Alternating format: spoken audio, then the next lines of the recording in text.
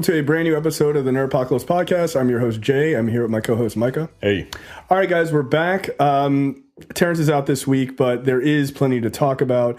Plenty and checked out. A surprise and checked out from me. Science and Tech is back. It was a huge scientific situation this week, which was awesome. Stupid/weird tech is back. This is very much more of a weird tech story. But Micah hasn't seen it, and I'm very, very excited for this. And Lightning Round, of course, is back. Movie and TV news is back. No Question of the Week, and JTD's What the Fuck is back, and just one trailer.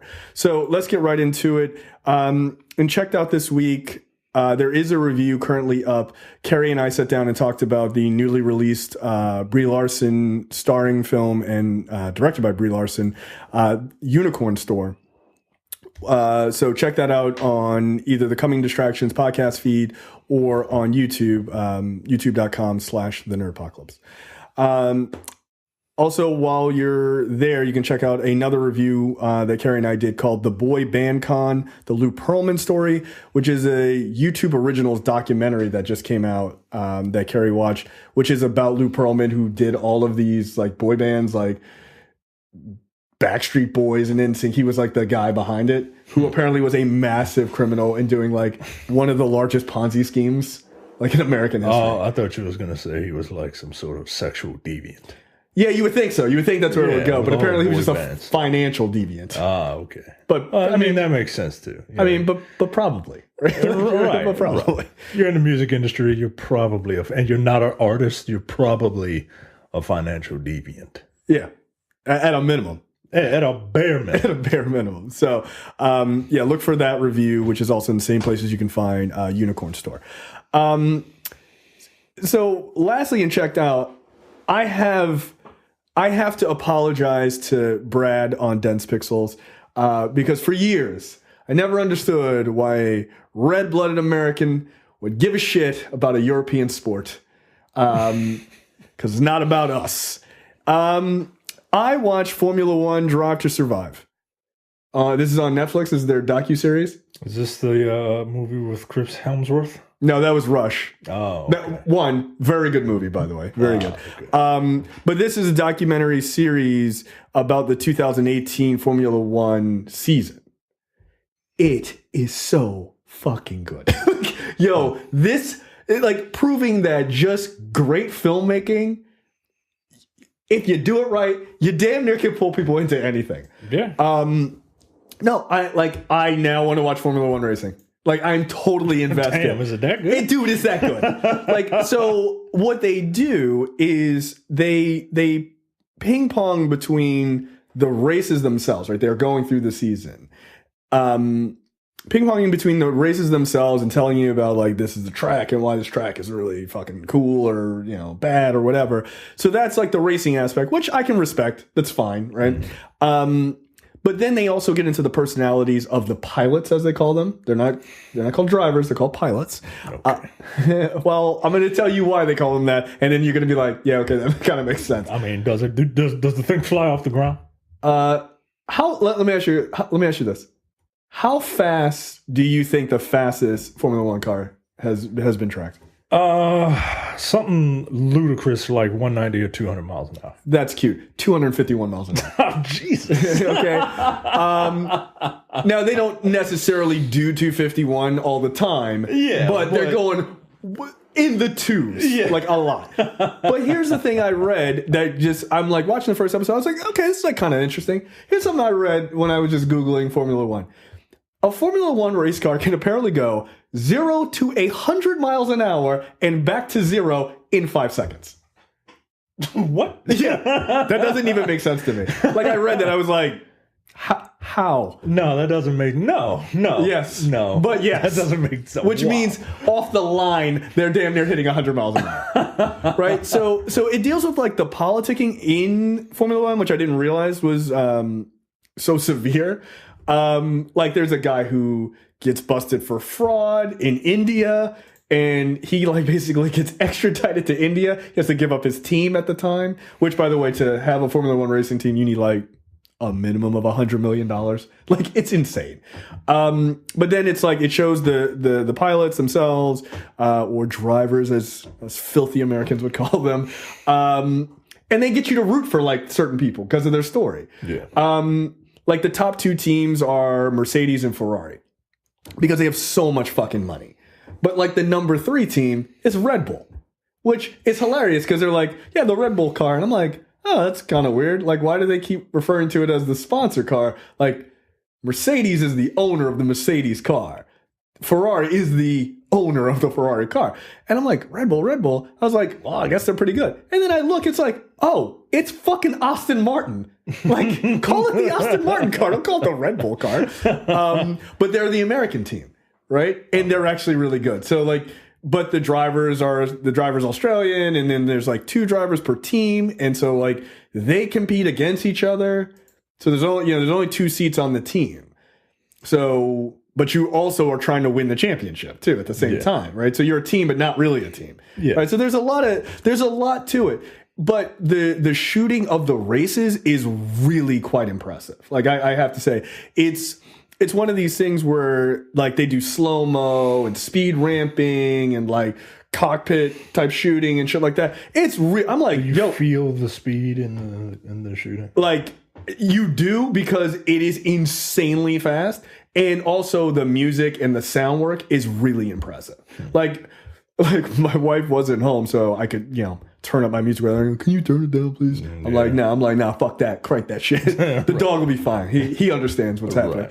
But I'll have it up. And like the revving of the engines and shit, and I'm driving, it's dope. Like, it really makes you feel like you're kind of there. Like, it definitely makes you super interested in the show itself. So like, if you're into Formula One, I think you definitely like it. If you find the insane danger of Formula One, because people crash every single fucking race, I'd say check it out. Are they training like athletes train? They do. Yeah, they do. Wow. Yeah, they do. Like, I didn't realize that either. Like, they're small. They're generally like really fit, like thin guys, because you can only be but so fucking big. Yeah, I assume they're kind of like jockeys for race cars. Yeah, kind of like that. But yeah, they're like deadlifting and shit. Damn. Yeah, dude. It's actually like, I know people are like, oh, Formula One, I don't give a shit. Nah, it's actually really good. I would watch Formula One before I would watch NASCAR. Well, NASCAR is just a fucking loop. I don't know if that's just like the bougie guy in me trying to come out, or if that's the racist in me, because NASCAR is usually affiliated with white people, and I'm just like, I don't want to like what you like. Well, here's the thing. Everybody in Formula One is white. Yeah. But I think what the difference is, it feels a little bit more cosmopolitan. Yeah, it just does. It just feels uppity. It is. Well, like, they're like, we're in Monaco. They're like, everybody comes to Monaco. Like, that's the big race to see. Right. And then they cut to celebrities, and it's like Will Smith is there, and Jay-Z is there, and shit like that. Like, yeah, you ain't gonna see Will Smith and Jay-Z at Daytona. Right. Like, it's just not a thing. So, you've got like that air to it, and then they race on like this mix of like tracks and streets. So the turns and shit are fucking crazy. Yeah. You're like, yo, you're gonna die. And it's like, this guy died here last year. like it's for real. Didn't they do that in Baltimore? They did. It wasn't Formula One though. It was a different Okay. level. Was it open wheel racing? What do you mean open wheel? Like the Formula One cars? Oh, yeah. Mm-hmm. Yeah. It was. Yeah. I went. My wife and I went.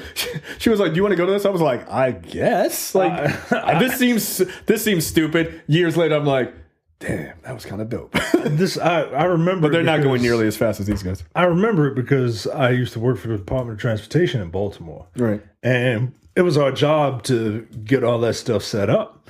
And I remember this one guy was like, "Yeah, we have to weld the manholes down." Yes, because if you don't weld them down, if someone runs over it, the force of the car will pop the manhole back up and will kill someone.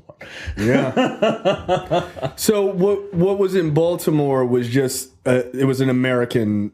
It was basically it's an IndyCar series, but it's just the American one. Yeah. Okay. Yeah. Right. But so this one, and what's also cool about this is it's international, right? So they'll have like in one episode it's in fucking Belgium, the next one it's in Monaco. fucking Singapore. The Singapore race is at night. Like that was kind of dope. Look, I'm telling you, it's a pretty good fucking series.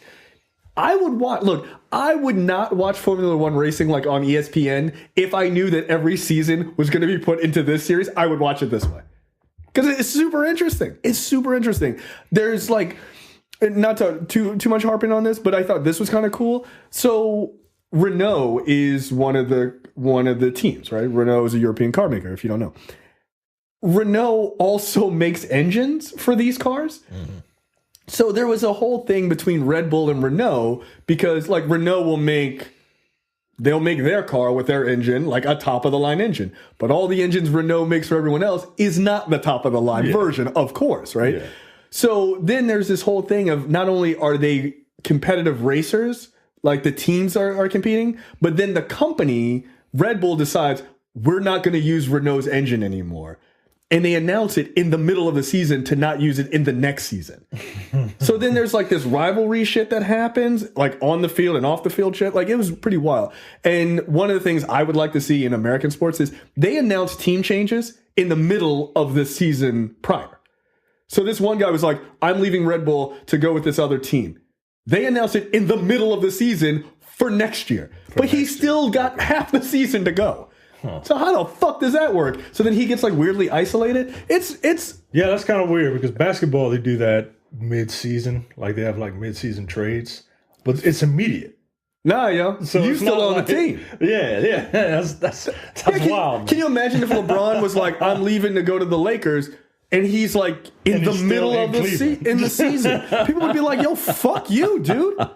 Yeah, it's really weird. But one of the last point I'll make is everyone has more loyalty to the drivers than to the teams, right? Because the drivers can jump around, right? And the drivers are almost never from, like, you're almost never going to find, like, an Australian guy driving for the Australian team. Like, it's rare, right? Yeah. They're fucking all over the place. And the drivers move more often. So people are like, this is my guy. I like this guy. Okay, he's on Team Mercedes. Okay, he's on Ferrari. He's on Renault. Whatever. It's fine. So it's a super fascinating documentary. Documentary series. I'm more than half of the way through it, but I would highly recommend it. I think it's really fun. All right, it's good, and there's good crashes. So if you're into that, I mean, and a lot of people are like they just kind of are. Yeah, apparently, by the way, when they do turns like hard turns, they're doing 4Gs. Jesus Christ. Yeah, dude. Yeah. They're not fucking around. This ain't no NASCAR shit. No, you gonna die. This shit's crazy. Yeah, I'm just telling you. I would recommend checking it out. Science and Tech. First image of a black hole. This is a super fascinating thing because black holes are so incredibly powerful that they actually suck in light. So for them to pull this off is amazing. It says it measures 40 billion kilometers across, 3 million times the size of Earth, and has been described by scientists as a monster. The black hole is 500 million trillion kilometers away and was photographed by a network of 8 telescopes across the world. They daisy chain a bunch of telescopes together? Yeah. So it was captured by the Event Horizon Telescope, a network of 8 linked telescopes. So here's the thing. I watched the TED Talk of the woman who basically, she wasn't in charge of it, but she's like the face of this whole thing. Yeah. Her name is Katie Bauman, I think. She's an MIT scientist. So I watched her TED Talk. This was in 2016. That she was talking about doing this, which is kind of dope. Like, it didn't take that long. They fucking pulled it off. So basically how she describes it for, us fucking science laymen's is imagine the Earth as a disco ball, and each one of the squares on the disco ball, like the reflective, little squares on the disco ball, those would all be satellite or all these microwaves, right? Telescopes.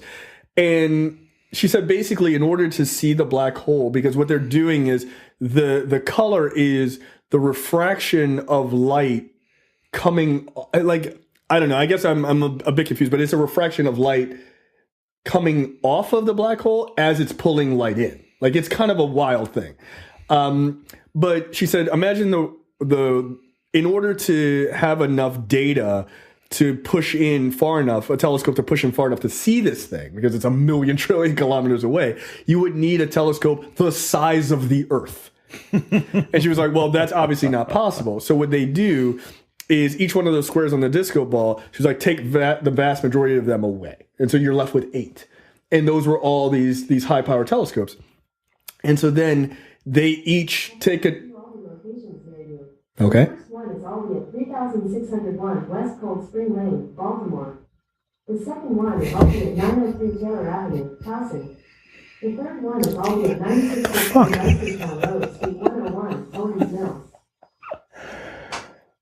So imagine a disco ball, and they basically take away all of these, squares, and they're left with 8. Yeah. Those 8 are the telescopes around the world. Each one of them is basically daisy chained together so that they can take this image, and then they take the image back, and then as the Earth is turning, they get a full image, a more full image of it through those 8 telescopes, because they're strategically placed around the world. Then they take those images, and then they basically take it and compare it against, like, using an algorithm. She wrote the algorithm, comparing it against other space images to make sure that it's forming... they're not biasly coming up with a design, that it's actually what this thing really looks like. And that's how they got this. Wow. So it's digitally created, because literally you can't just fucking snap a picture of it, but it's based on the data that these telescopes are getting back around the world after multiple rotations. So, and I am explaining this horribly. I would actually tell you to watch the TED Talk. I think it's really good. It's like 12 minutes. So this came out, the story is dated April 10th.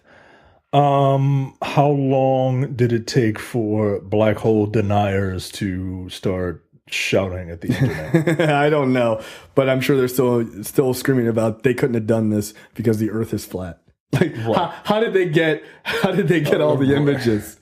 Can you imagine, like, going to school for 10 extra years to study this and see how interesting this is, and literally to see and view the cosmos, just to have some fucking dummy on Facebook just be like, no, Earth's flat. No, black hole doesn't exist. Yeah. Yeah, look, here's here's an article on Motherboard. This is from 2015 saying there are black hole truthers. I'm not clicking on it. I'm not clicking on that. But yeah, that would drive. And I tweeted that, like, this woman worked her ass off. These scientists worked their ass off to do something we thought in 2016 was impossible. Right. Impossible. And as I saw a meme, it was like a black hole's like, nobody can take a picture of me. And it was like, cut to some ape on a rock going, we got a picture of it. Like, God damn it. But like, just fucking humans did this. Yeah, man. That's why I don't believe. Amazing, man. I mean, the thing is, why do you believe in magic? Science is magic, dude. It's real fucking magic. You can't take a picture of this because it sucks in light.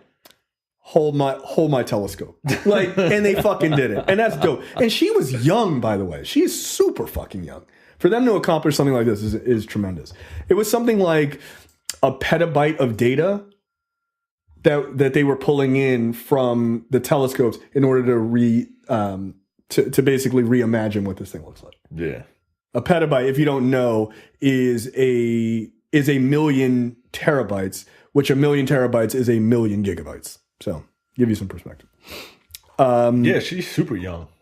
Yeah, she was an MIT student at the time of her talk in 2016. She was a student. Gee, do you know how old she is? 27. Close. She's 29. Jesus fucking Christ. What are we doing with our lives? We're gonna talk about superheroes, and she's out here photographing black holes. Right. We're gonna talk about Iron Man, and she's literally as smarter than Iron Man. Yeah. God damn. Yo. Sometimes life is really trivial, or sometimes the things you're doing in life are very trivial. Yeah, that's funny. But yeah, it's a super big deal. It's a really big deal. And again, what I'll do is I will link her TED Talk in the show notes. So you can actually get a much, much better understanding of what they did to come up with this. But they did that shit. Wow. It's really fucking impressive, man. Really, really impressive. All right, so let's go from high-end science to stupid and weird tech on the other end. So this requires us to put on headphones. You'll be able to hear this. But Micah, you have not seen this. Nope. And I think it's important that you and I watch this together because it is so goddamn funny. I'm hoping that this works fine. So here I have it on the screen.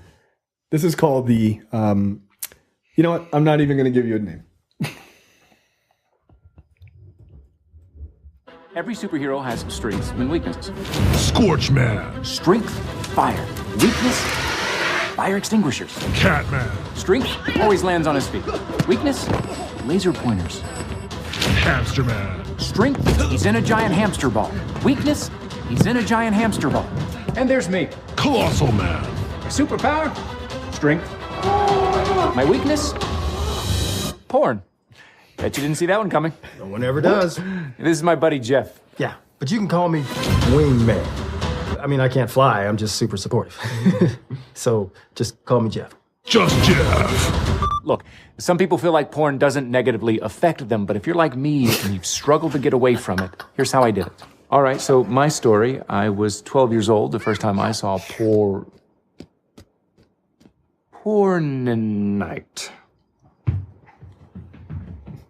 Is he gone? Yeah, think of Pornonite like an alluring purple rock. Why, this stuff was so intoxicating. I found myself looking at it more and more. I hated the way it made me feel. I felt hopeless. For years, no matter what I did, I couldn't get away from it. Finally, I realized, even though I'm the strongest man in the world, I wasn't strong enough to quit porn alone. I needed someone to help me. I needed an ally. That's when I found Covenant Eyes. Covenant Eyes is software for all your devices that actually helps you quit porn. The difference is having an ally to help you in the fight. Why is porn so difficult to fight alone? The shame cycle. When we look at porn, we feel shame, which leads to isolation. And when something triggers us, we go back to the porn and it all starts over again. The best way to break this cycle is to remove the shame and isolation by opening up to a friend, which is exactly what Covenant Eyes helps us do. Here's how it works. Covenant Eyes can detect when porn is viewed. After you've struggled, Covenant Eyes creates a report of your activity. Then, it sends that report to an ally of your choosing. Someone who supports you, but not porn, like a good friend or a sibling. For me, it was Jeff. This Covenant Eyes report lets your ally know that you need their help. And this connection to All right. Yo. Yo. That's too good, man. That's too good. So, that I thoroughly enjoyed. But look, here's the thing. I don't actually think it's stupid tech. I actually think it's like, I mean, it's perfectly fine tech. Yeah, it's to help people with addiction problems. But right. I just think it's weird. Yeah, it's kind of odd, man, because I don't need you to know my porn watching habits. Does the report does it tell you like what you watch? Oh. Yeah, that's none of your goddamn business. Oh, really? Wow, didn't know Jay was into that, you disgusting bastard. but I do like the idea. It's like, it's because of the shame cycle. I'm like, I mean, if you just got rid of the shame part, it just look. You're into what you're into. Like, it is what it is. Jesus Christ. I mean, if you're watching it at work and that's a problem. Yeah, that's a problem. But, like, just stop. I guess my question is, what constitutes a porn addiction? Like, how much porn do you have to be watching before you think that you're addicted? I think you have to put it above basic needs before it becomes an addiction. Like, that's like the textbook definition. Like, you addiction. would rather watch porn than have sex with your wife if she wanted to. Yeah, you'd be like, you would rather. I mean, I would, but you would rather watch porn before going to work. Yeah, I don't have a porn addiction. Right. I mean, I don't like my job. So, Right. I mean, maybe I would rather watch porn, but I mean, okay, that's 15 minutes. What else I got to do the rest of the day? I think about other addiction, Alcoholism. Yeah, alcoholism and shit like that. And you do anything for your next hit or whatever. Right. But it's not like, I suck your dick to watch some porn, baby. Like, nah. I'm actually more than okay. It's not really a thing I'm into, so it's wow. fine. Yeah, that's fucking crazy. Jesus. I just thought it was a really funny ad. You know, That is a funny ad. The whole thing though, like it goes through. It's 5 minutes. They keep the superhero thing, like they keep that going. It's quite funny. At one point, he's like, "Yeah, porn addiction is like a flare," and like the black dude pulls out. He's like, "Yeah, like a flare. You just set it off, and like they set off a flare, and it like knocks the mic off, and they're just like, and they have to like cut and everything else. Like they do a really good job with the ad. Like the ad itself is very funny. So it's not stupid tech, but it was I thought kind of weird. Porn supports human trafficking. Yeah, that's probably true. It is addiction for me. Fuel, shame, and hopelessness. It causes ED. How does I haven't had that cause problem. ED? I mean, I guess if you jerk off enough, it might break some. I I guess I'm not addicted yet. Right. I'm God nah, damn. I'm not there. That I just thought was very funny. Beat porn with your best friend. No, Like this is, I don't know. It just feels phrasing. It feels odd, man. Yeah. It feels odd. Tell I'm your very friends. curious as to how it knows you're watching porn. well, it has you put software on your phone and on your computer, and then I guess when it's like If a Micah word- keeps watching that old Janet Jackney video or whatever you're into. Like Jay's watching that Jada Fire video again, and it Right. just sends you a fucking email. Fucking there's Cherokee Das. Like all right, yo. I don't really care for her. That was the only one I could think of off the top of my head. Yeah, not really my thing. Wow. Okay. Hey. Go ahead and Terry Crews should have been the person for this because he had a porn addiction. He's pretty open about it. really. Yeah, he did. Terry Crews. Oh, all right. I mean, Do you think? I guess, or don't, or don't do it. Yeah, that's the problem. I can't imagine having a porn addiction. No, and I don't have an addiction to anything. I know. Oh, that's not true. That's not true. My wife told me I have an addiction to something, and I have to 100% agree with it. Is it a candy? No, Is it something you would want to share? sure. I'm gonna be given such a hard time on this, but it's 100% true, and I have to own this. My addiction is being right. Nigga, shut up. Yeah. It is. No, I'm addicted. No, I'm addicted to wanting to be right. That's absolutely true. Is it that you just just get a high from being right? Yes. Or is it like Dopamine. is it like, no, I need to do everything in my power to be right? Like if you had an addiction to being right, you would never admit that you're wrong. And you won't do that. You would be Donald Trump. No, I know. He has an addiction to being right. He has an addiction to being right. But I love like this guy probably loves whatever dirty shit he's into. Right. Dude, I love being right. I love being right. It is awesome. And I love being right when somebody really thinks they got you. You know what I mean? Like, that's my favorite. Well, that's where the whole dude I told you comes from. Yeah, absolutely. Absolutely. Like, right. That for me is about as equal to like, wow. Busting a nut. Like, wow, I found the perfect clip. Like, that's it for me. Like, because everybody's got that clip that you've seen 100 times, Yeah. but it works for you every time. Yeah. Yeah, it does. So, yeah. That is hilarious. Yeah, somebody the other day in like a thread about politics, they were like, no other Democrat has shown 10 years worth of tax returns. And I was like, yes, they have. And they were like, prove it. And I was like, here's 5 articles. And I was just like, say something else. And they were like, and then they immediately moved the goalpost. And then at that moment, I was like, oh. That was my O face. Yeah, no, I love it. No, I love it. It's my favorite. Oh my goodness, you're like Randy Marsh in that one meme from South Park where he's just like, where he's just splayed out like this, jizz all over the place. Exactly. I was right. Computer. I was right. Jesus Christ. I love it. It's my favorite thing ever. Make sure you go to the nerdpocalypse.com. God damn. I'm just saying. Maybe I need what was it, Covenant Eyes? Yeah, you need Covenant Eyes. They're like, Jay's trying to be right again on the internet. Micah calls you up. Are you okay? Is everything fine? Yes, thank It's you. okay to admit when you're wrong. Like, nah, fuck that. I've got to keep going. The shame spiral. No, but shout out to people who have porn addiction. That's just sad, I guess. I don't know. Yeah. Put it down. Yeah, put it down. Put it down. God damn it. All right, make sure you go to the nerdpocalypse.com/Amazon. Put it down. Rub it out and put it down. You'll be fine. Yeah, well, for them, it's never enough. It's like a Luther Vandross song. The nerdpocalypse.com/Amazon. Before you buy anything on Amazon, there are a bunch of like wild and dirty things you can buy on Amazon. Little known fact. I was looking for a shackle, which is something I use in the gym, not a sexual thing. And apparently there's all sorts of contraptions.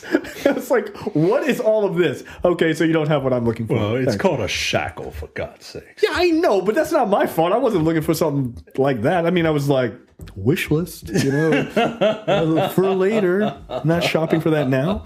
It's a Christmas item.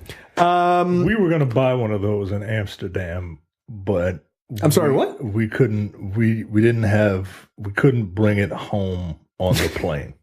Like a swing? Yeah, or like one of the things you just like strap each other into and just beat the shit out of each other. like a swing, because we live in a townhome, so we like in a condo, so we couldn't. There was no way for us to put it, which is why this is the number one reason for you to own a home, so you can put all your fucking sexual deviancy in your basement or your living room or wherever you like to get sexually deviant. This is why home ownership matters. That's right. So. Hopefully in 2 years. There you go. Congratulations. I'm not sitting on anything in that house. Never again. Lightning round this week. Micah, take it away. Metro-Goldwyn-Mayer, a.k.a. MGM Studios, has hired Joe and Anthony Russo to be the spiritual creative architects of a studio-wide revamp of its core franchises. MGM made the deal with the Russos, Shingle AGBO, which also includes screenwriters Christopher Marcus and Stephen McFeely, who have written all 4 of the Russo Brothers Marvel Studios films. Oh, that's interesting. I didn't know that. Yes. So, yeah, MGM is like, can we have some of this money? Yeah. Okay, so here's the thing, and I didn't realize this until seeing this article. I don't really know the other properties MGM is trying to reboot. Like, I'm not familiar with them. But the one I am familiar with is they're doing a remake of the Thomas Crown Affair. Oh, okay. With Michael B. Jordan. Really? Yeah, I did not see that coming. All right. So I am lobbying right now that the Rene Russo of this Thomas Crown Affair remake should be Lupita Nyong'o. I'd like to see that. Yeah, I could see that. They've worked together before. I really wasn't a huge fan of the Thomas Crown Affair. Really? I'm surprised because it's basically James Bond. Yeah, but it's not James Bond. And I think wasn't it? It was Pierce Brosnan. It was literally Pierce Brosnan. It was literally James Bond. Yeah, but it wasn't. And I think that was just kind of the block. Oh, I like that movie. Yeah.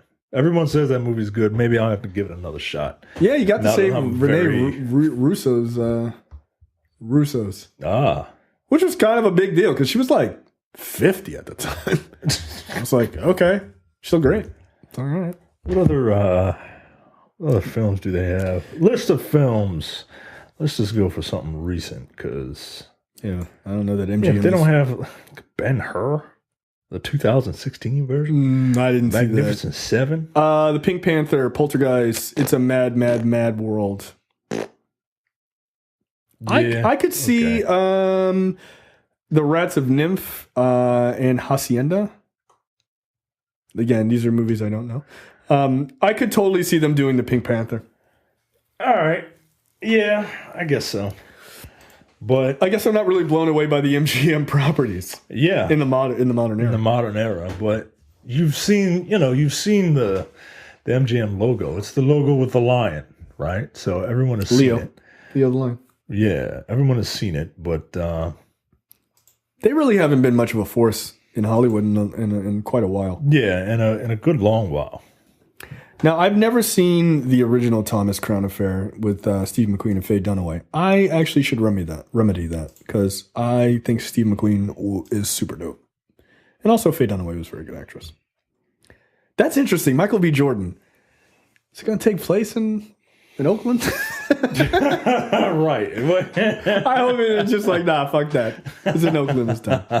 But he's got to have the glider. He's got to have the high-end glider because that was a fucking awesome scene in that movie. Yeah. But it's a good heist film. Yeah, it's a good romantic heist film. It just wasn't. I think that was the problem, is that it cast Pierce Brosnan, and I saw it after Goldeneye, and yeah, you're like, I was just like, why isn't James? What the fuck is this? Why isn't James Bond James Bonding? Right. So it's fair enough. The Handmaid's Tale star O.T. I'm not going to say that last name. Joins Black Widow as a main Fagbinell. Maybe. You get canceled. No, look, how about this? You ready for this? Oh, he goes by OT. You want to know why he goes by OT? Because get a load of this, his full name. Olatunde Olateju Olalorun? What? Nigerian as fuck, dude. Holy shit. Are you kidding me? Yeah, born in London to Yoruba Nigerian father. No shit. Yeah, so OT.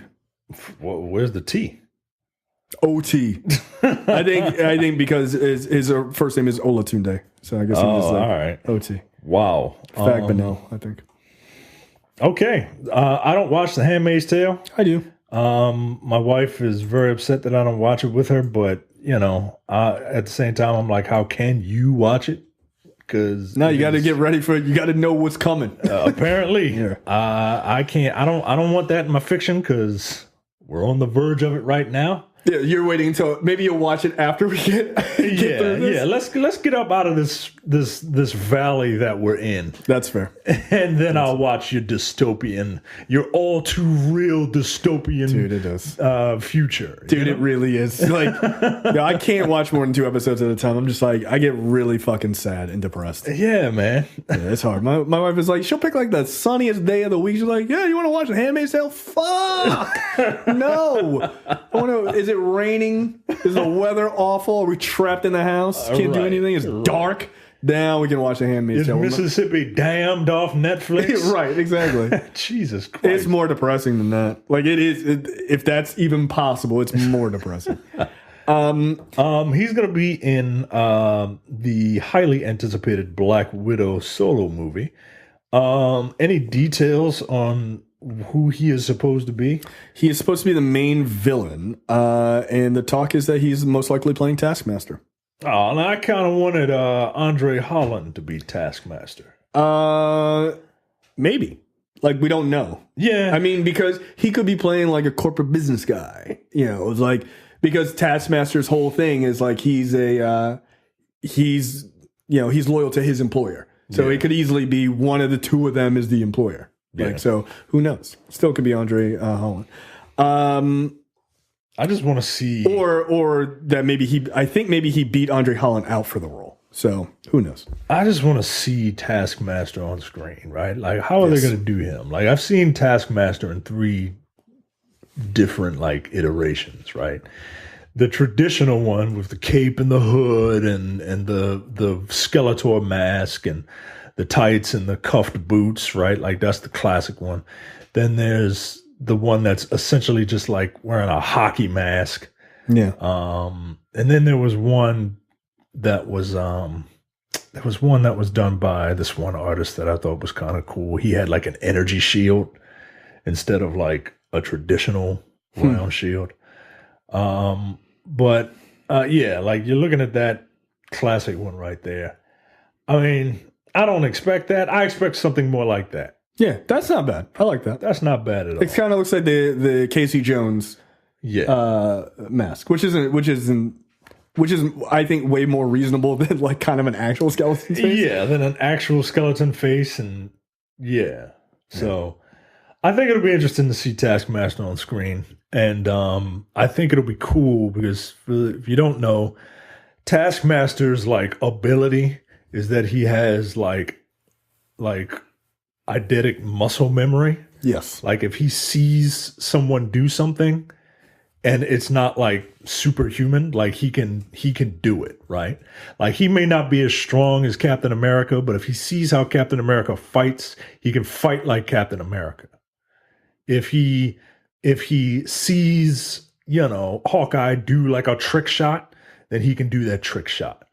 So that's crazy. That is a very, like, in the world of comics where it's mostly like fly, laser beams, or regenerative powers, basically. Yeah. Like this was a cool one to come up with. This is a very cool ability, and I think it's a cool ability that can be shown on screen very well. Yeah. You know what I mean? Like, and it would make sense, right? Like you would see like this. I can just see a fight scene being staged, and it's all just like one-upsmanship, right? Like a beautiful choreographed dance. You know what I mean? Like it would be neat. Like, so him being in Black Widow is dope, right? Like that's a cool one because there's of course going to be a lot of physicality in that movie. Yeah, like, because it's not going to be heavily superhero based. But imagining Taskmaster making it into the larger set of the MCU, where you could have a moment of him going up against like Spider-Man. Yeah. Like where Spider-Man is like, hey, I'm this like light, flexible character and I can move in a way that you can. And he's just like, joke's on you.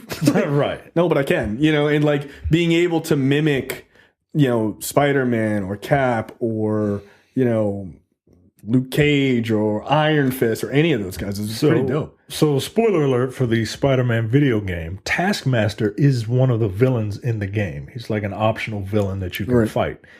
And during his fight scenes, like, the game has different combos and stuff.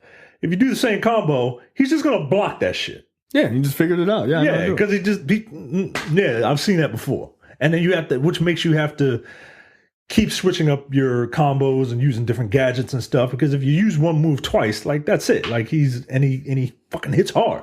Yeah. So he makes you pay for it. That's really fucking cool, man. Yeah. I like the idea of him. And I think this is it's a cool character to pick because he's not a super character, but he's got a cool quote unquote power, really. I mean, it's not really a superpower. I mean, he essentially injected himself with like a steroid that can make in the original it wasn't even that. He had it as a kid. Like he just, I think the very first sort of like backstory on him was that he learned to do it by watching a cowboy do intricate rope tricks on television as a kid, and he was just picked up a rope and was like able to do the shit. And so then his mom like called the doctor, was like, I think my kid's special. Yeah. And then he was like, yeah, I'm going to be a supervillain when I grow up. This makes me a lot of money. I mean, that was basically it. So, and he's been used to impersonate heroes in the Marvel universe as well. So, yeah, I don't know. I think he'd be pretty cool. He seems like he would be a street level villain. Yeah. Like he seems like you would see him fighting Daredevil. You know what I mean? Yeah. But they're bumping him up, which is cool. Yeah. Well, I mean, who's to say, somebody, I saw someone make a point that I thought was really cool. It's like, you could be building the Thunderbolts at this point. Post Thanos, you could start building, okay, here's this bad guy, here's this bad guy. You're kind of building your Legion of Doom, so to speak. And, start throwing in these series of bad guys and then build them to the Thunderbolts. Yeah. So, I mean, you've got, what's his name, already? Arrow Man. Wasn't Hawkeye in the Thunderbolts at one point? No. I don't think so. I don't know. I can't remember. I think Bullseye was. I can't remember, but No, but the Thunderbolts are all villains. I mean, they're kind of like their Suicide Squad, but I mean, he's a villain to me. he's a villain to me. Stupid ass nigga. Well, he's going to be cool in the new movie. Is he? He's going to kill Thanos at the end. Is Surprise. Yes, he was a member of the Thunderbolts. Oh, really? I didn't know that. Fictional team of superheroes appearing in American comic books published by Marvel Comics. The team consisted mostly of reformed supervillains. Ah, okay. No, but I was talking about who's the Baron Zemo at one point was heading the Thunderbolts. Okay. So you've already got him in the MCU. So yeah, Taskmaster, like, and then you could just start. Yeah, and that could be a Suicide Squad. Yeah, why not? Bring in the Punisher. He was part of Thunderbolts for a hot minute. Yeah, so you could do it. All right, next up. Sorry, I'm pulling a Terrence. I'm not ready. Disney Plus is developing a Hawkeye series. A Hawkeye series for Jeremy Renner. Focused on Kate Bishop. So there you go, Malcolm. You get your very own Hawkeye series. Now, look, let me just get one thing straight, all right? It's not that I don't like Hawkeye. I just like making fun of a character who would prefer to use the equivalent of a rubber band and a stick to fight Thanos. Well, sometimes he also uses a sword. Yeah, so that's when he's cool, because I'm biased. Yeah, because a sword, what a modern weapon. Right. To use against a purple god. Right, like that's the joke, y'all. So, having said that, fuck a Hawkeye. No, I would probably watch this. Look, I would watch this. Yeah. I'm not even bullshitting. Yeah, I would really? Definitely watch this. Now, I'm not familiar with, I don't read Hawkeye. From what I understand, he's a very interesting character, but I don't read Hawkeye. That Matt Fraction run was pretty good. I read a decent amount of it. I didn't finish the run, but I read a decent amount of it. And Kate Bishop plays a pretty significant role. I mean, the idea here is that it's a pass the torch kind of scenario, right? Like he trains her. I'm sure they have some sort of situation between the two of them. I don't mean romantically. I mean like a father-son or father-daughter. Father-daughter thing. Yeah, I'm sure there's something that happens like, oh, there's a criminal element and the two of them have to team up and eventually she comes into her own, that kind of thing. And then he passes the torch and then most likely you will see Kate Bishop as the second Hawkeye in the MCU. And then she will take over that role on the Avengers. That's a beautiful way to introduce a character and then and we were talking about this a couple of weeks ago, how to backdoor some origins so that we don't have to see origin movies. Right. And this is the perfect way to do it. You think you'll get more of those on Disney Plus? For bigger people, yes. And, archery is cool. And everyone has to have like a sharpshooter on their team or whatever, right? You need a range. You need a ranger. Right. So I hope they do this with the majority of characters. Because Hawkeye's a member of the team, but he's not exactly a big member. You know what I mean? Right. He's not the big three. And if you want to include the Hulk, he's not even like the big four. He is a tertiary character next to those super people. If you want to introduce highly skilled human beings in this way, I am perfectly fine with that. Yeah, no, that makes sense. I mean, who else do you do though? Yeah, this actually would have been a way. I mean, obviously it's too late for that now. This would have actually been a cool way to do Ant-Man and the Wasp. Yeah, to give them a series where then they get brought in. I mean, their powers look really good in the movies, but I feel like you could have done that on television, like really high-end television. Yeah. And see, I'm looking at a list of Young Avengers. You can only really do this with Hawkeye, right? You can't. Wiccan should have his own movie, right? I guess. America Chavez, I feel like should have her own movie. I feel like you'd be a fool not to do that. Right. Like, you talk about hitting 3 or 4 birds with one stone. Yeah, nah, dude, don't do that. Like, don't skip out on that. That's $1 billion movie right there. Right. That's $1 billion. I mean, you know, you got Patriot. But I feel like you can pull a unique story out, not necessarily from Patriot specifically, but you can do like a pretty halfway decent version of Truth, Red, White, and Black. I'm not familiar with that story. It's the Black Captain America story. Oh, okay. The Isaiah Bradley story. And I don't know. I'm just talking out of my ass. I mean, here's the thing. I don't think you're going to get anywhere near Patriot with the now confirmed Falcon Winter Soldier. Yeah, series. You're right. Because that's going to be most likely. We don't know yet, but most likely that's the race for the shield kind of thing, right? Yeah.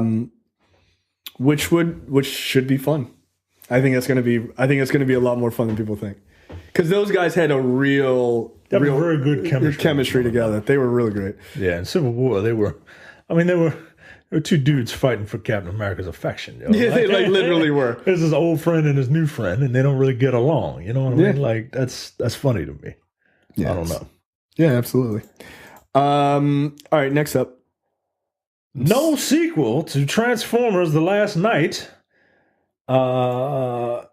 As the producer backtracks on his comments. To which I say, hallelujah.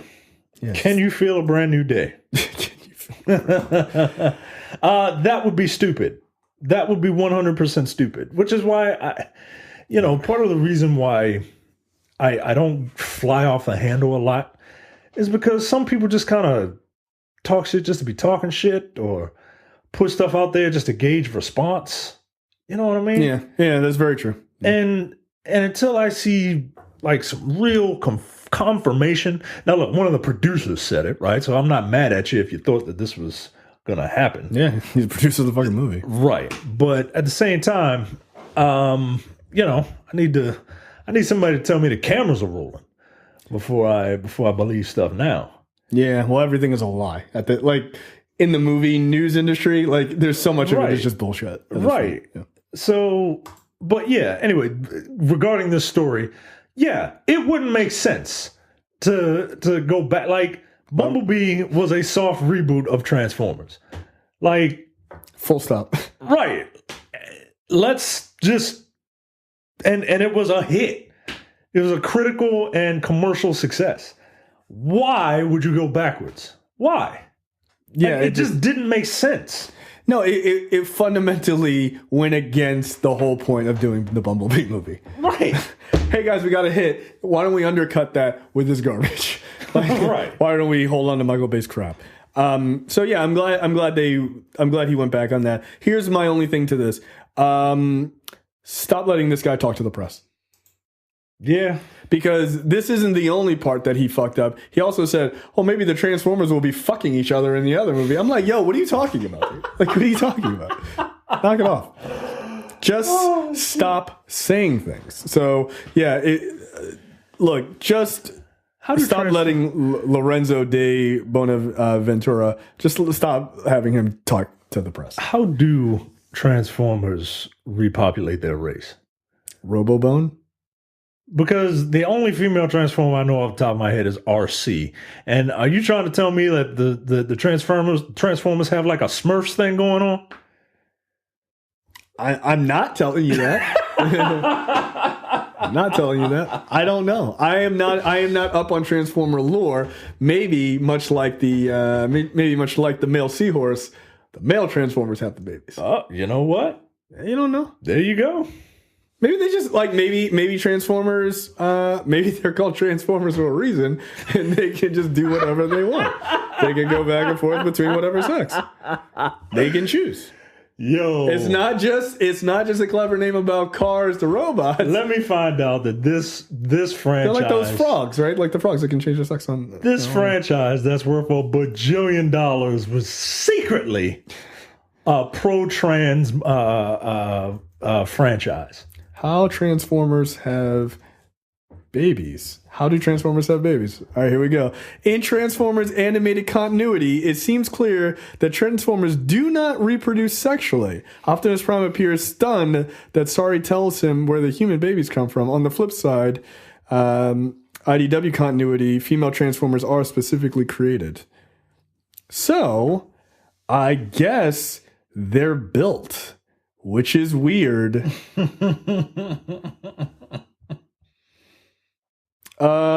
Various reproduction methods for the Transformer species has been demonstrated across various continuities. There is mechanical construction. There is infusion.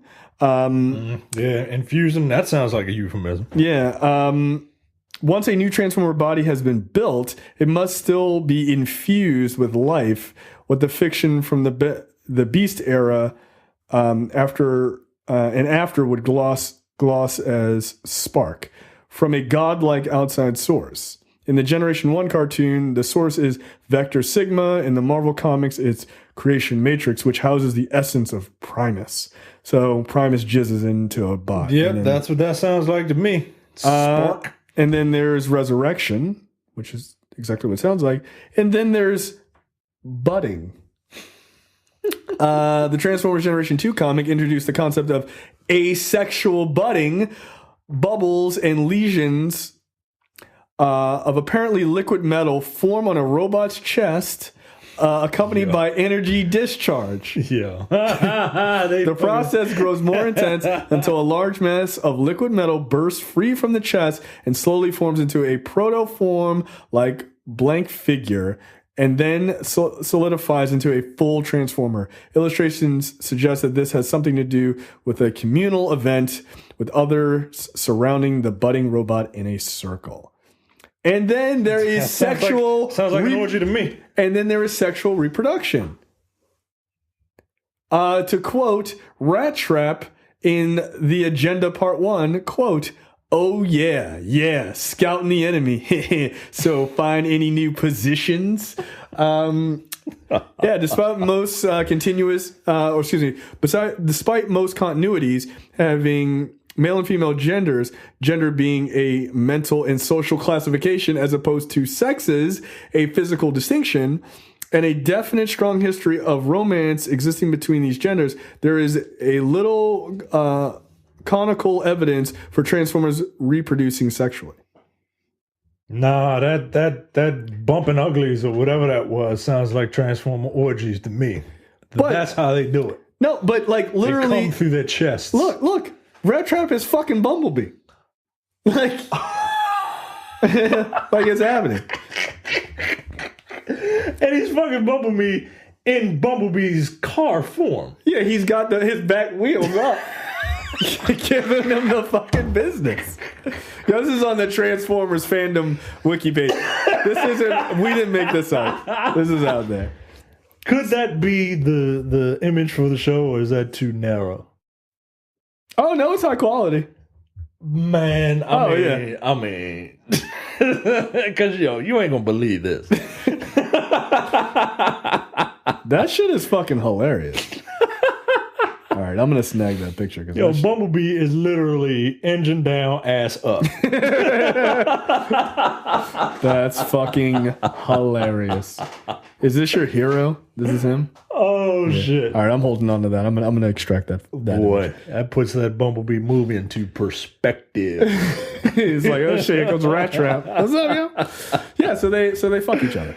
Wow. Well, there you have it, folks. Yeah. By the way, Transformers fans, you're a bunch of perverts that you had a whole section about Transformer sex. Yeah, you're a bunch of creeps. Get out of here. I blame Demetrius directly. All right, next up.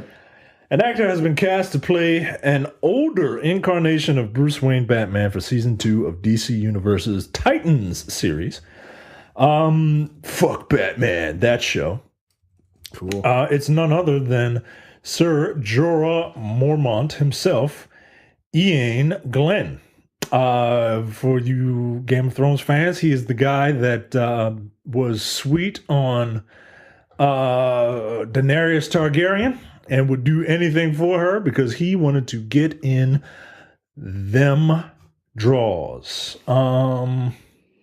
And then he turned into like a rock man. He got some disease that like turned him into a rock man, or it was turning him into a rock man. I can't remember. All of Game of Thrones is just jumbled up in here. He got cured, I though. can't remember. He got cured. He did? Yeah, he got cured. All right. And I he can't returned remember to a lot of Game of Thrones. All of it is just... There's a lot. There's a whole lot. And I gotta... Someone did an hour-long video recapping all of the previous seasons that I have to watch. Wow. Before Send me that. I have to watch that. Okay. I was going to rewatch season 6, but then I realized, like, it's this weekend.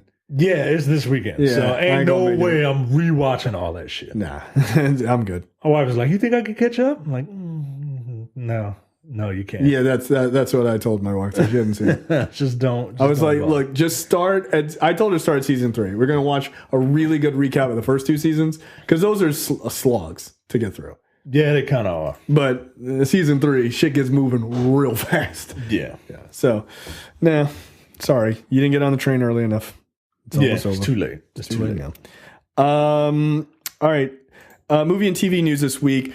The Suicide Squad remake sequel, we're not really quite sure what it is, will pull heavily from the John Ostrander comic run. I did not read the John Ostrander run of the Suicide Squad, but there are a couple things to know here. Margot Robbie, Jai Courtney, and Joel Kinnaman will all be reprising their roles as Harley Quinn, Captain Boomerang, and Rick Flag, respectively. Yeah. All right. I mean, talk about going from good to bad. I like Jai Courtney as Captain Boomerang. He didn't bother me at all. Oh, because he didn't do anything. Yeah. No, I know. He kept his acting he played a drunk Australian. He wasn't acting. They just gave him a costume, which he may have brought from home. I mean, I don't even know. I'm not a huge Jai Courtney fan. Joel Kinnaman as Rick Flag was horrible. Yeah, he really was. This is Katana. She captures the sword, captures the souls of its victims. All right. He really fucking phoned that Can you in. really just like act like you want to be there? He really didn't. Now, here's the thing. I think Joel Kinnaman is a perfectly fine actor.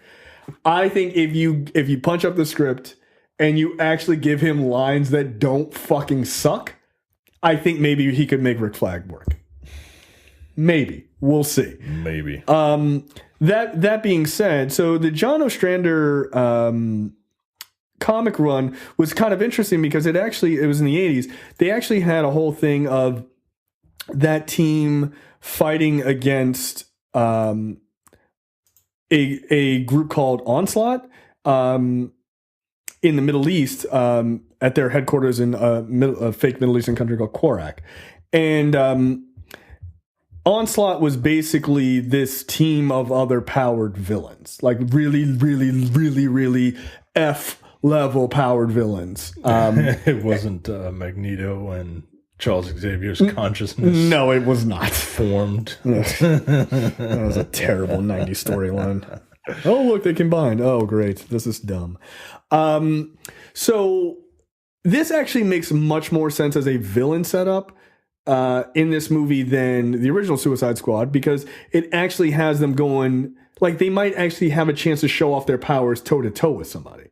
Yeah. Right? Like, you might be able to, you got Captain Boomerang against somebody who makes sense in his universe, right? Like, who he can go against and he can show off and do his thing. Rick Flag can do his thing.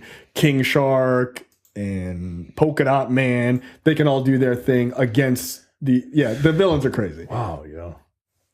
We really got to the bottom of the barrel of this superhero thing real fast. Yeah, man. Jesus Christ. I mean, I guess that's the point. I guess. Yeah. God damn. Polka Dot Man is about to be in a movie, yo. How did Polka Dot Man get into a movie before Kite Man? The fact that Kite Man is not in this movie is really disturbing. Like, how did they not put Kite Man in? Kite Man, hell yeah. Suicide Squad also, this happened like literally the day after we recorded last week, so it seems like old news. But now Idris Elba is not playing Deadshot out of respect for Will Smith, which is kind of a weird thing. I'm like, Will Smith ain't coming back. Yeah, Will Smith doesn't really give a fuck about this. Yo. Yeah, Will Smith is literally doing his bucket list. Like he doesn't give a fuck about this. No. He ain't hurting for this. No. That was a very nice way of saying, "Oh shit, I fucked up, and I don't want to do this dumb shit." Let me just defer and be like, "Oh well, I'm doing it out of respect for Will Smith, right?" Nah, you ain't doing that, yo. Will Smith is gonna be fine. So they pulled Deadshot from the movie altogether, and now they're going to allow him. He's going to play someone else. Now, here's the thing: because they are pulling from the Ostrander 80s comic run, the likelihood is that he's probably going to play Bronze Tiger because he was a very prominent member of that team. Michael J. White played Bronze Tiger in a TV version of Bronze Tiger. Yeah, it looked really bad. I mean, it made sense that he was in it. Yeah, no, it did. It's just that he was just in like a brown leather jacket. Yeah. That was on Arrow, wasn't it? One of them, yeah. I don't watch Arrow anymore. I tapped out on Arrow at season 2. I tapped out after episode 1 or episode 2. I think it's 2 episodes. I was like, okay, this is not for me. So yeah, Suicide Squad's shaping up pretty well. I'm very interested to see if Gunn has the resources he could pull off a fucking Guardians of the Galaxy in the DCEU. I mean, look, I think he probably can. Nobody knew who Guardians of the Galaxy was. Yeah. Beforehand, so yeah, he probably can. Like we were talking about earlier. If you make a good movie, if it's good, somebody will watch it. People will watch. That's it. It's really just that simple. And that's a great segue to the Hellboy reboot that has hit theaters. That is, I believe, currently sporting a 9% on Rotten Tomatoes. Look, I wanted to see this movie, and I am still going to see this movie. Oh, I'm sorry. 11%. It's on the rise. Uh-oh. It's almost barely above 2 digits. So apparently critics really hated this Hellboy reboot. And I saw one headline that said Hellboy can go straight to hell. I was like, wow, okay. Seems harsh. But while it's being critically dragged, apparently there was a lot of things that were going on behind the scenes that might actually explain why it kind of went off the rails. Apparently, the movie's producers didn't give the director final rights, editing rights. Neil Marshall, who's the director, who did The Descent. I wish Terrence was here because I'm pretty sure he said The Descent was pretty great. Is The Descent the horror movie? Yeah. With the women? Yeah. Yeah, I saw that movie. I enjoyed that movie. It was fucked up. Yeah, I enjoyed that movie. Oh, okay. Yeah, I've never seen it because everyone says it's really good, which tells me that I don't need to see it as a horror movie because chicken. But apparently they didn't give him final editing rights. They cut up the movie a ton. There were times that David Harbour, who played Hellboy, was leaving the set because Neil Marshall asked him to do another take, and he was like, no, fuck you. Ian McShane did the same. Ian McShane and David Harbour were doing rewrites of the scenes while shooting took place. Oh, come on, yo! Like that's your job as a director. You gotta wrangle them in, man. Yeah, you gotta establish dominance, for lack of a better word, right? And let people know that you're the boss. You can't just have people just be like, nah, I'm just gonna rewrite this because who are you? Yeah, that's not a good look. No, it is not. You know what else isn't a good look? And I've never liked the look? Hellboy's face. I just don't.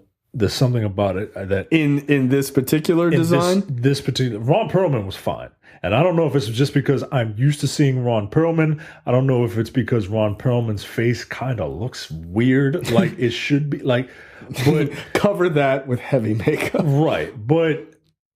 And look, maybe it's just me being you know how people like Tobey Maguire Spider-Man because it was there first, and like sure. Maybe that's part of it also. But I never did like Hellboy's face in this new movie. It's something about the lower half of his face. It it just annoyed me. So I was like, no, I'm not going to watch this because I can't. I can't get past it. I think they like really tried to ugly him up because he's a demon. Yeah, well, I mean, the one thing I didn't actually like about Perlman's design was that he looked too clean. Like if you go back and look at Perlman's design, like his face and everything looks very smooth. It looks all very clean. Where I think that they were trying to go for a more gritty look. I don't necessarily love this look either. But it's weird because I'm not sure how you pull off something close to the comic design because of the art style of the comic is so. Yeah, it's weird. It's fucking strange, right? Like everyone has like kind of slender heads. It's not photorealistic. Right, like they have slender heads and then their bodies kind of pull out. So it's, I don't know. Yeah, like here's a side-by-side comparison. And Harbor's Hellboy looks very much, more demon-like than Ron Perlman's Hellboy. Yeah, actually, Ron Perlman's looks more like the comic. It does. Like, like this is, I don't know, but I don't know what it is. I just don't like the look of it. That's fair. Maybe it's just because Ron Perlman's Hellboy was trying desperately to look human and be human. And I think Ron Perlman's Hellboy is human enough that you can okay, I see what he's trying to do. Whereas Harbor's Hellboy just looks like somebody bashed Ron Perlman in the face with a skillet. You know what I mean? And this shit is just all caved in and yeah. No, like he's an ugly motherfucker in this movie. Yeah, he is, man. Yeah, he is. This is apparently not a hit for David Harbour. I am going to try to see this. Before I don't think I'm gonna have problems getting tickets. Yeah, no kidding. But I am gonna try to see this before next week and put out a review because I'm interested to see why it's so bad. Apparently, people are saying it is Fantastic Four bad. Like it's been that cut up and fucked up. I mean, wow, yo, like I need to see that. I need to see that. That is a low bar, man. Yeah. And if it low praise, and if it can't meet that, I will be shocked. Yeah, because I feel like Fantastic Four is an easy bar to skip right over. Yeah, because goddamn, you shouldn't even be able to trip over that. Yeah. That bar should be buried in the ground. No, that's how already bad that movie is. It already is. It absolutely is. So at the Disney investors meeting today, they confirmed that Disney Plus, Hulu, and ESPN Plus may very well, or not may, will be, they will have a bundle for all three of them together. Okay. Now, I'm sure they will also sell them apart, but they're trying to get as much blood from that rock being us as humanly possible. I wonder if you could just get two of them, because I don't really give a fuck about ESPN Plus. See, I agree with you, but as a longtime Formula One racing fan, no, but in all honesty, like if the bundle is cheap enough, I'll take ESPN Plus, and I will literally watch like the 30 for 30s, and like maybe I'll watch Formula One. Like that'll be it. Yeah, if the bundle's a deal, then fine. Like if it's 3 for 20 or 1 for 10. You're right. Yeah. I mean, then you got me. I guess I have ESPN Plus. Right. Look, my number for all three of these, my number's $35 a month. Wow, 35. Yeah, because look, I already have Hulu. Hulu's $12. What tier of Hulu is this? Is this the no commercials? We don't know.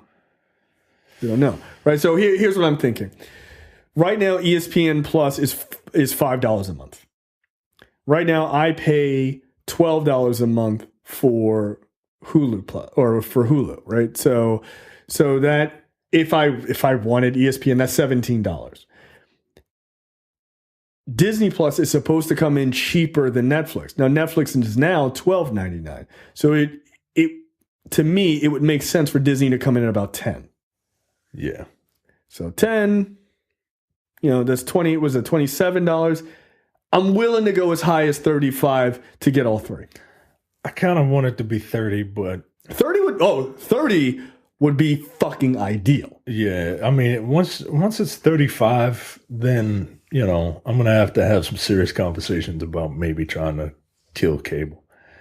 But I still need HBO, and HBO, that's 15. See, that's way too high. Yeah, it is. It's way too high. It should be 10. You're HBO. You're not TV. You're HBO. But no, fuck you, yo. Yeah, you're TV. Yeah, no, you want my TV, yo. Like, knock it off. Come on. Right, 15 is. I only, and that's why HBO, I get seasonally. Yeah. Yeah. That's what I do. I'm not keeping HBO the whole year because there's a bunch of shows on there I don't give a shit about. Yeah. So I'm like, oh, that's cool. Cancel.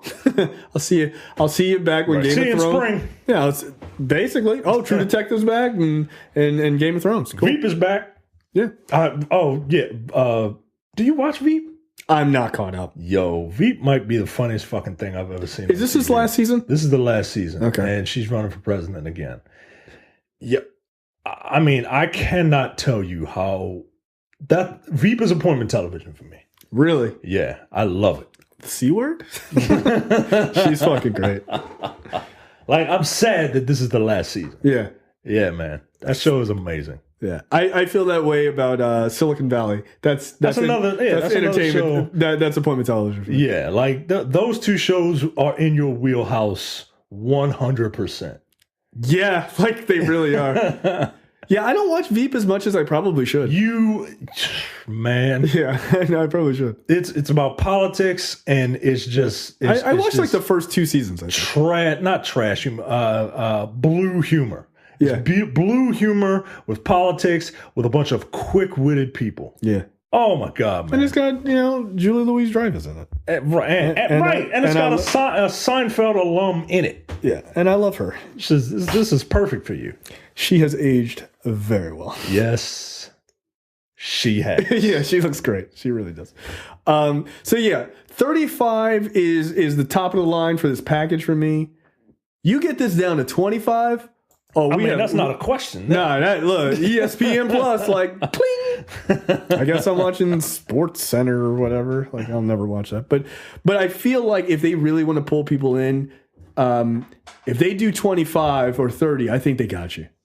I think it's hard. I think you're hard pressed to not take that. And I think for a lot of people who are big, I mean, we're not huge sports people. I'm not at all, and you are a little bit. I watch some sports occasionally, but the average American really, really likes sports. Yeah. So I can see that working for a lot of people. Plus, if they start out low, like they give themselves room to eventually get up to 35. Oh, you can start at 20. Yeah, I would love it if they started at 20.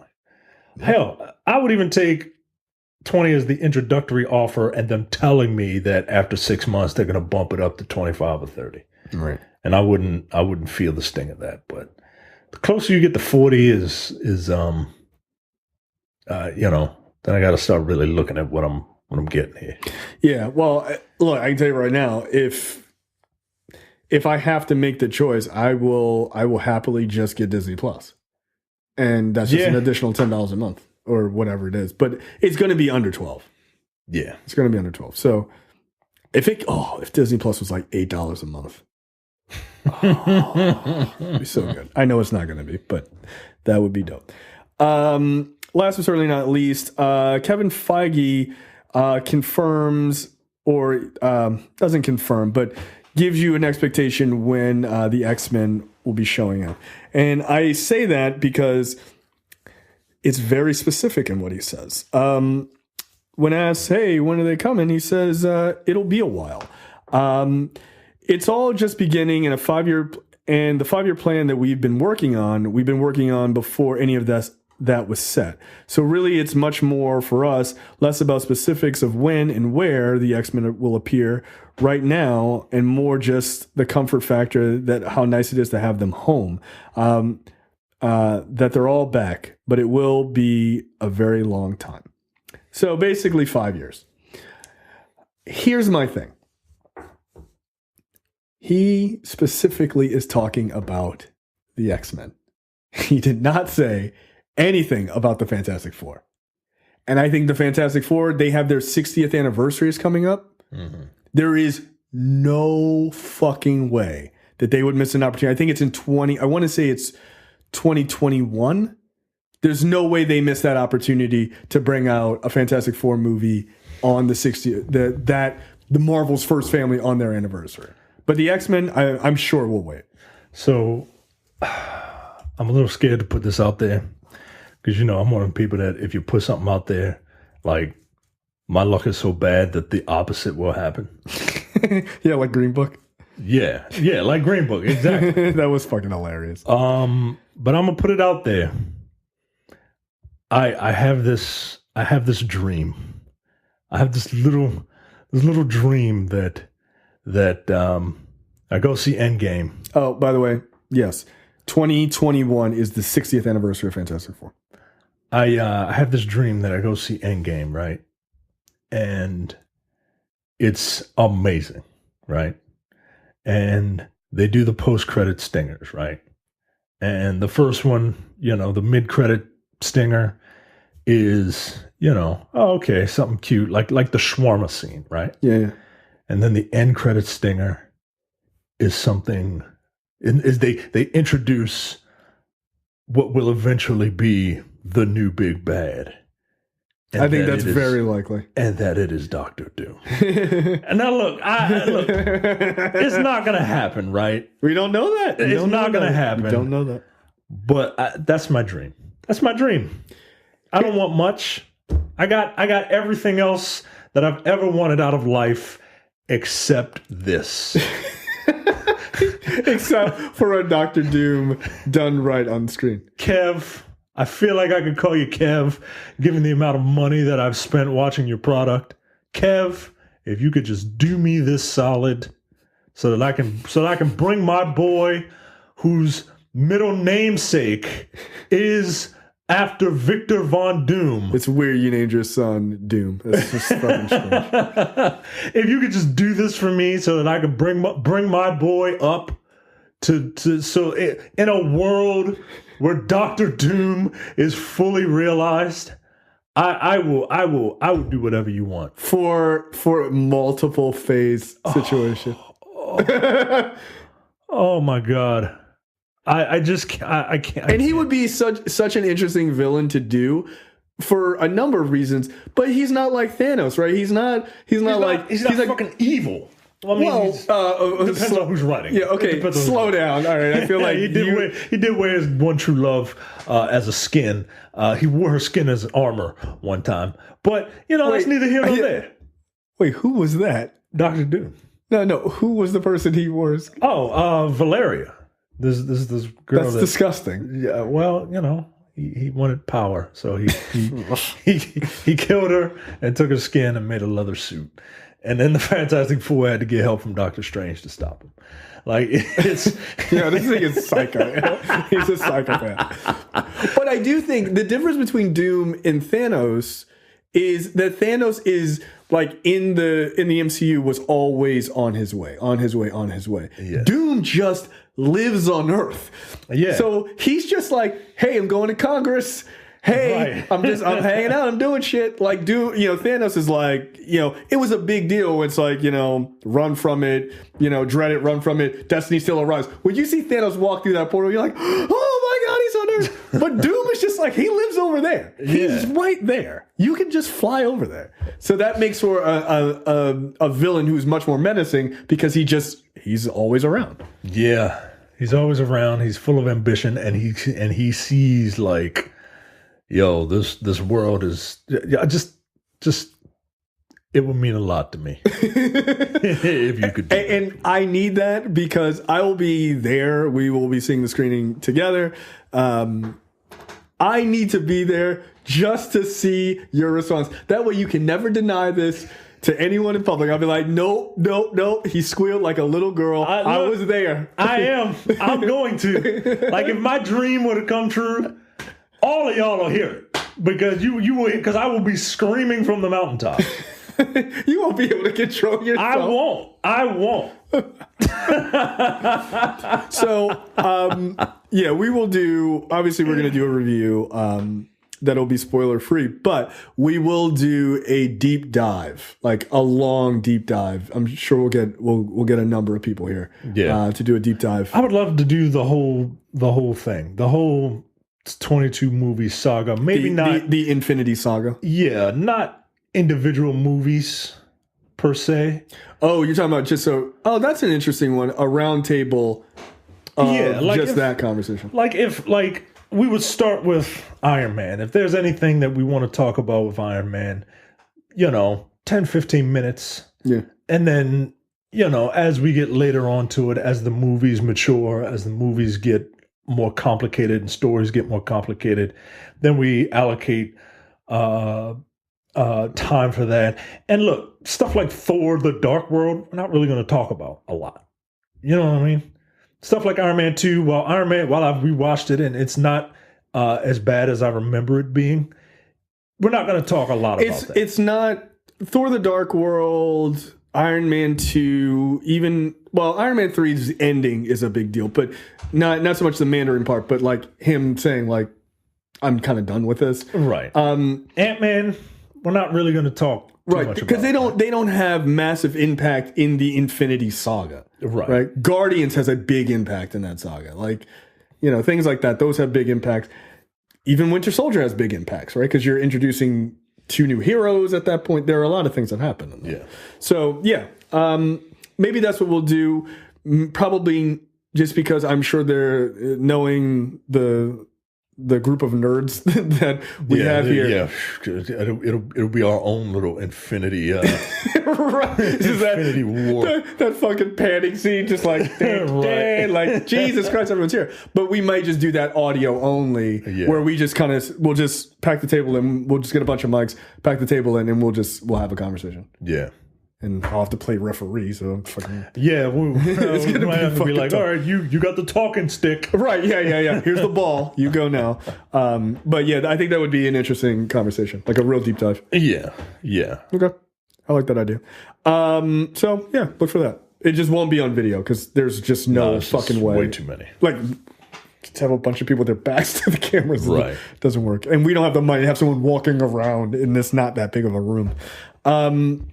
All right, so so look, I think the 5 years is fine. I think you're going to get hints of them. And I think 5 years. 5 years would be perfect for me because making it all about me. My boy will be 5, and hey, you could literally start him not that much into. Like, you could start him at the beginning. You could start at Iron Man and then just kind of build out. Or I could start him. I could start him with the current MCU saga, but if the X-Men are introduced in 5 years, it'll be interesting to experience that with him completely fresh. Both of us completely fresh going into what this realm of the X-Men will be. Yeah. Like it's I don't know, it's exciting. He's very lucky. He is growing up in a world that Fox X-Men don't exist. Yeah.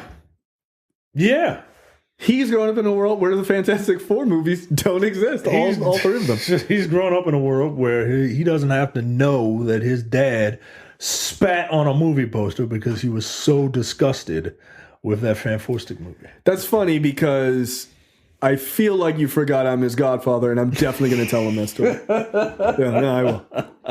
All the embarrassing... Look, I'm just going to give him access to airing of grievances. I'll be like, take this code, log in, see the type of psychopath your father is. That's actually kind of funny, like, that's going to exist. Right. He'd be like, look, boy, you need to straighten up and fly right. He'd be like, yo, on episode 27, my G, what were you doing on the subway? Don't talk to me about pissing in the bed. You pissed on the subway. Like, okay. Oh, damn, you got me. All right, sorry. My bad. Do as I say, not as I do. There you go. I can't wait to use that line. I can't wait. Yeah, it's a good line. Fuck out of here. Yeah, I think 5 years is a good amount of time to wait. Yeah, that's fine. That's fine with me. Because you got to get it right, man. Like, just because they have it, like, everybody needs to calm down. Like, don't, because if they rush it out and don't do it perfectly, then everybody's going to shit bricks. Right. And look, I'm going to need 5 years for people to really kind of forget the idea of no one can replace Wolverine. Like, you got to get over that kind of shit. Yeah. Because he's going to get replaced. And I'm not saying he's going to be better than Hugh Jackman. I'd like to think that he will be. But, by the way, I liked Hugh Jackman's portrayal. But you got to get over those things. Like, I don't like to hear people go, no one can replace Robert Downey Jr. as Iron Man. No one can replace Chris Evans as It's not true. Until they do. Like, you have to be... You can't go into these things with no ability of... you can't be rigid. Rigid in that way. Like... Well, none of this will ever be good. Well, then you'll never enjoy it. Right. Yeah, just, sometimes sometimes you're open to a Hellboy reboot and it turns out it's not good. It is. It's okay to be disappointed. Like, it's okay to try, man. Yeah. So I hope that 5 years gives people enough time to stop thinking about these shitty X-Men movies that are coming out, and then they go, okay, clean slate. Yeah. So yeah, I'm down for it. No question of the week this week. Moving right into what the fuck, brought to you by JTD. I have to look at this on my phone because this will not. I don't tell me the country. I'm gonna guess the country. Okay. There is not. Well, I don't think there's a country involved in this. Oh. There's a new semen scented perfume that literally smells like sex. It's not. I'm not super picky. Well, all right, this isn't me talking. This is, I don't know what they're about to say. This is the author talking. Quoting Mike. And this is and the author is a woman. So this is just, I'm not super picky when it comes to perfume smells. Smells citrusy, great. Floral, even better. It has woody undertones, you say? Now I'm really intrigued, but there actually are a few scents I would turn my nose up to, like, I don't know, semen. Yet the fragrance company, okay, there is a country involved. The fragrance company is currently selling a semen scented perfume. Would you like to? No. Would you like to guess where this perfume company comes from? Now, here are the things that you need to know. Right? All right. It's a cologne. And it's sex. France. Bingo. All right, there you go. The Parisian fragrance company is currently selling semen scented perfume. The name of it is Secretion Magnifique, and it's not only formulated to smell like semen, but also to give a whiff of blood, sweat, and saliva, or what this company sees as magnificent secretions. The perfume's name literally translates of sex. Perhaps the most bizarre thing of all is that this scent actually sold out on the company's website. That is not bizarre. I've been to France. Those people. That's the most normal part of it. Yeah, I have no. They had a nude restaurant there. Where nudists would just, not even nudists, like people who just wanted to, be exhibitionists. Yeah, exhibitionists. Like they wanted to go, you go in, you take your clothes off, and then you go. Whoa. The customers are. Yes, the customers. Nope. No. To paraphrase our president, that is not central casting. No. I'm going to steal a joke from a far better comedian than I am. He was like, yeah, people go to nude beaches. They think it's going to be the Playboy Channel. Yeah, it's more like the Discovery Channel. Like, no. So, yes, the first all-nude restaurant in Paris is closing. Imagine that. So, yes. It's probably gross. I mean, just look at this scene. And then they're like ordering like pasta primavera. Like, ew, dude, come on. So, yes, this is not surprising to me at all that French people bought this. The company's founder has said that this perfume has real meaning beyond sweat, blood, semen, and saliva. Quote, when I was a young teen, I was worried about the AIDS crisis. What? God damn it. And you wearing this? Nah, yo. Because who the fuck I'm gonna attract? I'm not.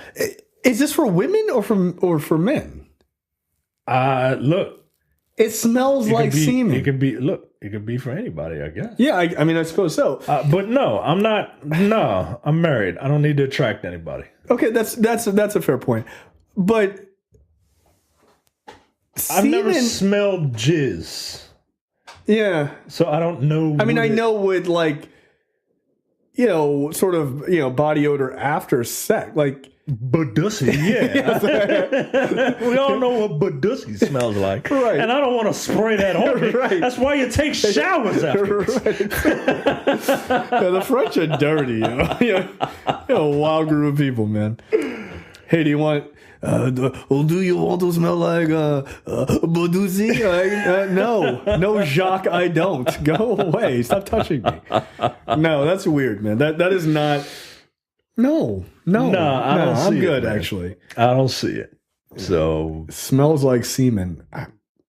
Okay. That seems like a wild choice, but all right. This is a wild choice. All right. Woman earns a significant amount of money selling her underwear, her used underwear. Selling her used underwear.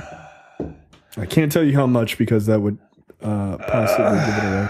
I mean, that sounds like an Asian thing, right? Like. Well, I'll give you a quote from her. She says, quote, "To be honest, selling my underwear has made me feel really empowered because I'm in control of my body. It feels really awesome to be able to provide a healthy outlet for people with their fetishes. I never feel like I'm in danger." Well, that's not Asian then, because no Asian woman would say that selling her panties makes them feel empowered, because they kind of don't they kind of push patriarchy down on them. Yeah, I mean, I feel like they have a shame spiral. So it's either in America or Europe. I'm just gonna say Europe. I'm gonna cop out and not give a specific European country. I'm just gonna say Europe. All right, that is correct. Right. The UK is fucking Brexitville. No, all right. She says sometimes she offers extra services to her customers. She once made £380 by letting a man smell her armpits. She said that after one of my regular underwear clients opened up to me about an armpit fetish, I made an extra $500 by allowing him to smell my armpit. We met up and I was pretty much fully clothed and I just let him smell it for like 15 minutes. As well as her studies in underwear sales, the woman works as a waitress and does dog walking, and she brings in a total of $40,000 a year. American. What? I mean, look, maybe porn addiction really is a thing then. Yo, can you imagine giving somebody $500 to smell their fucking armpits? Yo. Here's $5. Put some deodorant on and get away from me. If I can smell my own armpits, like if I've been like working outside or sweating in the gym, that's a problem for me. I'm like, yo, I gotta take a shower. Yeah. Smell like a sub shop. Like, it's not a good look. Yeah, like if I can smell my own ass, like that's nah, yo. I can't do it. Can't do it. It's unacceptable. 15 minutes for $500. Would you let somebody smell your armpits for $500 for 15 minutes? Smell my armpits? Yeah. Just a stranger. Just a strange woman. She don't have to come to my house, does she? Y'all can just meet up at a Target or something. I mean, at a Red Robin. You want to meet in a public location?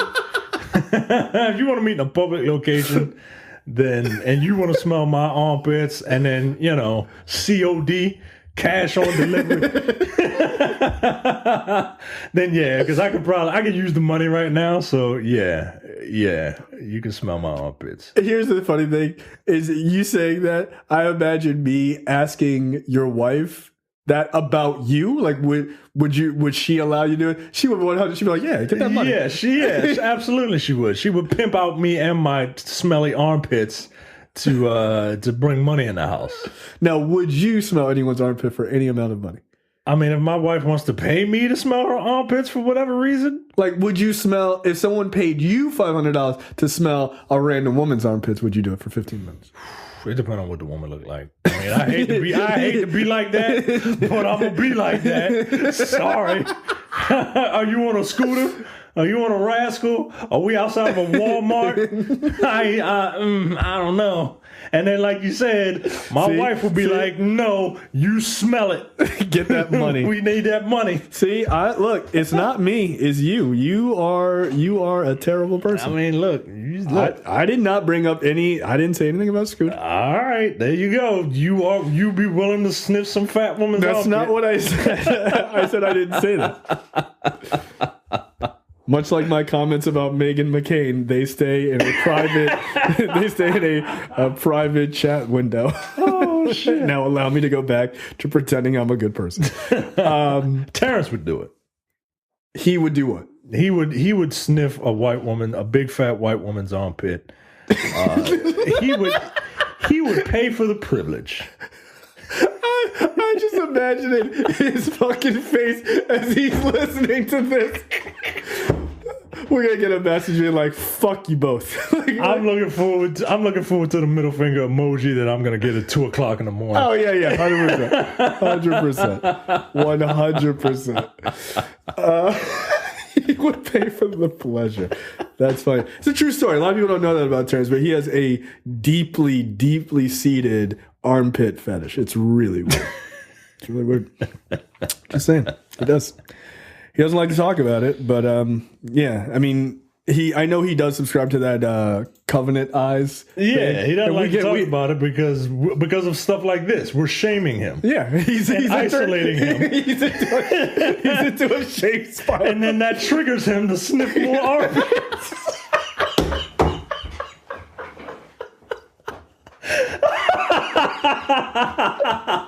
That's funny. Oh, that's fucking hilarious. Terrence, man. just share your report with a buddy. Everything will be fine. You need a wingman. All right, trailers this weekend. We can get out of here. Homecoming, a film by Beyonce, is coming to Netflix April 17th. Yes. This is sort of a documentary film about her. I don't remember where this performance was. 2018 Coachella Valley Music and Arts Festival. Ah, there you go. And this was the huge performance that she did that was sort of a dedication to HBCUs, because never forget that Beyonce is black as fuck and Houston as fuck. It has its own Wikipedia entry. The Beyonce 2018 Coachella performance has its own Wikipedia. I mean, apparently it was really a fucking huge deal to put that together. So I am looking forward to watching this. Look, Yeah, absolutely. I've been to one. I've had the privilege. Speaking of paying for the privilege, I've paid handsomely, Beyonce, for the privilege to see her and Jay-Z in concert for their On the Run Tour 2. It's worth every penny, man. Like they put on a show, and this wasn't this. So I'm looking forward to watching this. Yeah, look, I'm not a huge like R&B person. I'm not a huge Beyonce person either. I recognize that she is a fucking mega talent. Yeah. Like, I'm not like, oh, I don't really listen to her music, she sucks. Like, that's ridiculous. I would never say that. I think she's incredibly talented. And I've liked all the songs that I've heard by her. It's just not the type of music I generally listen to. But this trailer alone is cut so fucking well. Yeah. Like, this looks really great. And I like a good concert sort of documentary film. So this looks awesome. And I've seen clips of this performance, but I never saw the whole thing. So it'll be cool to see it. I'm sure it's probably runs up to all the stuff dealing with it, and then they probably show the whole thing, or at least large parts of it in the end, which I'm sure you can find the whole thing online. This is April 17th. Should be a cool documentary. So check that out. Any other parting words before we get out of here? No. All right. That is it for us this week. We'll be back next week. Terrence will probably fight us, but, It is what it is. I mean, why do you think he's not here now, folks? He's got a problem. Yeah. Be his wingman. Yes. He needs you to help him to stop pit smelling. Oh, Terrence, you're so disturbed. All right, that's it for us, guys, and we'll see you guys next time. See you. Bye. You're watching the Nerdpocalypse YouTube channel. Make sure you click that button to subscribe and check out our weekly podcast where we talk about movie, TV, news, tech, and weird stories from around the internet.